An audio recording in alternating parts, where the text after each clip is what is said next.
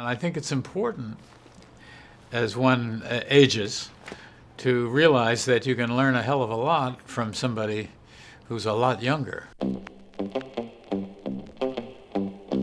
I came to Hollywood at an early age, and I've kind of been around for a while. It used to be that I was the youngest guy in the room. The converse of that is not true. Tomorrow, we're testing a little plane. Oh, really? And I want you there with me. Okay? Yes, sir. You understand? Yes, sir. You get it? Yes, sir. Okay. Good.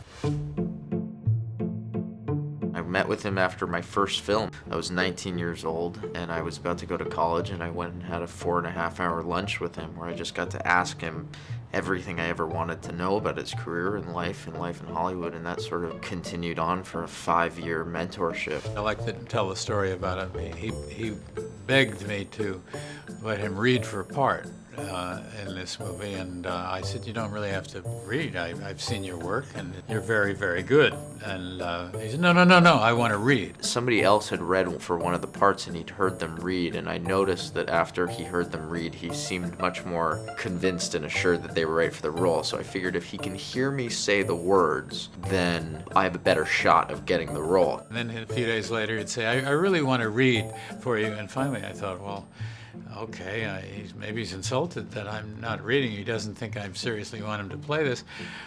So he came up to my house, and then we read a lengthy scene that I had written. And then I thought, oh, that's very interesting.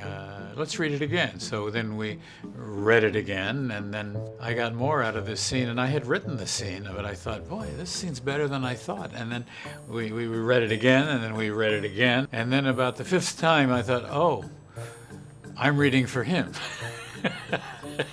And I got the part. I remember walking away from that experience and feeling like if this doesn't happen or if this happens with another actor, I'll always have that memory of 1 a.m. at Warren's house, me and him, reading that scene together. And that's one of my tenderest memories of the whole thing. Wow, I've never been asked that. That's an interesting question. I don't know where I'll be then. I can only hope that at that time I still have the love for the work that I do as much as I have for it now, and that I'm still chasing the same goal, which is playing characters and making movies the best they can be. My advice would be to politely defer and say, how much time do you have?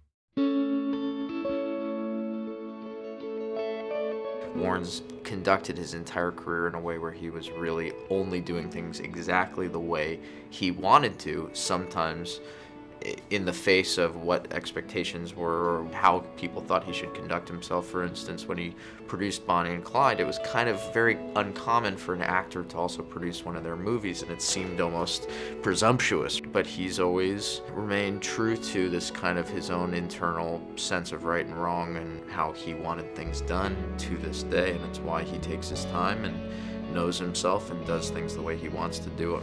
I think it's important as one ages to realize that you can learn a hell of a lot from somebody who's a lot younger.